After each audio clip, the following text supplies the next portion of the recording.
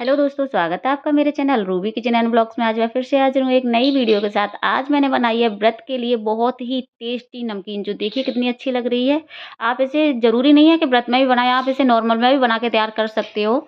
और इसमें कोई तामझाम नहीं है, एकदम सिंपल तरीके से मैंने बना के तैयार करी है ये।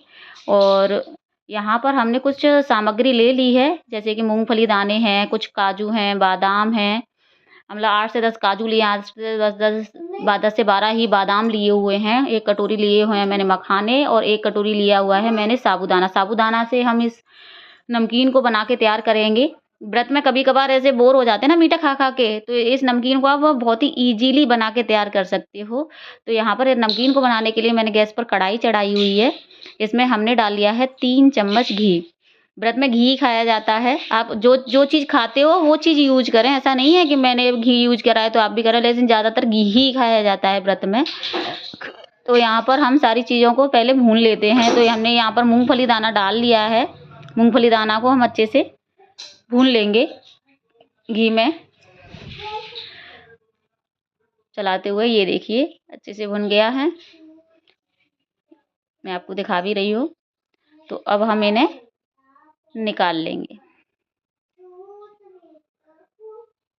मस्त तरीके से आपको भूनना है, ऐसा नहीं कच्चा सा रह जाता है ना कोई चीज़ तो उसमें टेस्ट नहीं आता है, इसलिए अच्छे से ही आप भूनें।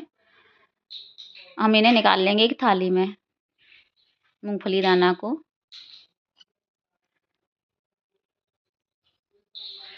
सारे मूंगफली दाना को निकाल लिया है हमने। अब इसमें डालेंगे हम काजू और बादाम।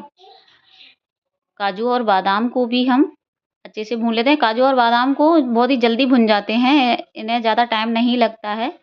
और सारी चीज़ों को मैं ऐसी वैसी चीज़ें हैं उन्हें मीडियम फ्लेम पे ही भून रही हूँ, हाई फ्लेम नहीं है मेरी। तो इन्हें भून लेती हूँ मैं अच्छे से चलाते हुए, वरना जल ना जाए नीचे से कहीं। ये भी मेरे अच्छे से भुन गए हैं और इन्हें भी मैं निकाल लेती हूँ। उसी थाली में मतलब निकाल रही हूँ, ऐसा भी नहीं अलग-अलग निकालना है, क्योंकि हमें सारी चीज़ों को मिक्स ही करना है। और अब मैं डाल दूँगी इसमें साबूदाना। साबूदाना मैं थोड़ा-थोड़ा करके डालूँगी। अगर आप एक साथ डाल दोगे तो कोई दाना फूलेगा नहीं, फिर जो नमकीन जो खाते हैं उसमें बिल्कुल भी टेस्ट नहीं आता है। जब वो कच्चापन आता है ना साबूदाना का, सारा टेस्ट नमकीन का बिगड़ जाता है। इसलिए आप ऐसे ही मतलब थोड़ा-थोड़ा साबूदाना डालें, जिससे उसका दाना-दाना फूल जाए घी में। और अगर घी आपको कम लगे तो घी आप ऐड कर सकते हो, क्योंकि इसमें थोड़ा-सा घी लगता है, ऐसी बात नहीं है। जब कोई चीज़ बनाएँगे तो उसमें घी की मात्रा तो थोड़ी बहुत लगेगी ही। तो हमें थोड़ा-थोड़ा ही डालना है। जब ये साबूदाना अच्छे से फूल जाएँ, दुगनी से भी तिगुनी क्वांटिटी हो जाती है साबूदाना की फूल के। तो यहाँ पर ये वाला बैच फूल गया है और मैं इन्हें निकाल लूँगी अच्छे से। तो मैंने निकाल लिए हैं। इसी तरीके से मैं थोड़े से और डाल लेती हूँ। थोड़ा-थोड़ा करके ही डालना है, ज़्यादा नहीं डालना है, जिससे अच्छे से फूल जाएँ। मैं इसी तरीके से सारे साबूदाना को भून के तैयार कर लेती हूँ। ये कभी-कभार ना लाइट का फ़ोकस पड़ जाता है, ऐसा हो जाता है। मेरे यहाँ किचन में ना थोड़ी लाइट अलग-अलग टाइप की है, इसलिए। और अब जो थोड़ा-सा घी बचा है उसमें हम डाल लेंगे मखाना को। मखाना को भी हम थोड़ा अच्छे से रोस्ट कर लेंगे। मखाना घी ज़्यादा पी जाते हैं, इसलिए आप लिमिट का ही घी डालें। इसलिए मैं लास्ट में मखाना को भून रही हूँ, जिससे घी ज़्यादा ना पी पाएँ और मतलब अच्छे से भुन जाएँ। जैसे क्रिस्प होने तक हमें इन्हें भूनना है। इसी तरीके से चलाते हुए हम इन्हें भून लेंगे। ये देखिए ये भी हमारे अच्छे से भून गए हैं, इन्हें भी हम निकाल लेते हैं।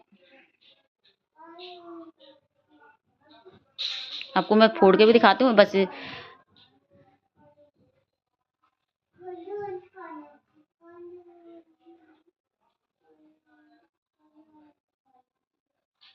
और जहाँ पर हमने साबूदाना रखा है ना, उसी में हम मखाना को भी निकाल लेंगे। हमने सारी चीज़ों को निकाल लिया है और सारी चीज़ों को अब हम कर देंगे मिक्स हाथों से ही।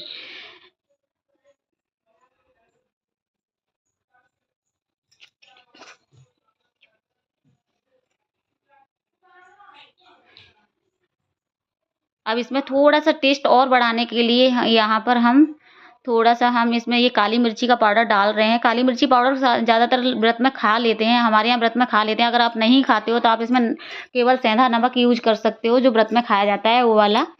और यहाँ पर हमने 1 चम्मच ही डाला है नमक भर के, और हम इन सारी चीज़ों को मिक्स कर लेंगे अच्छे से। जिससे कहीं कम या ज़्यादा ना रह जाए।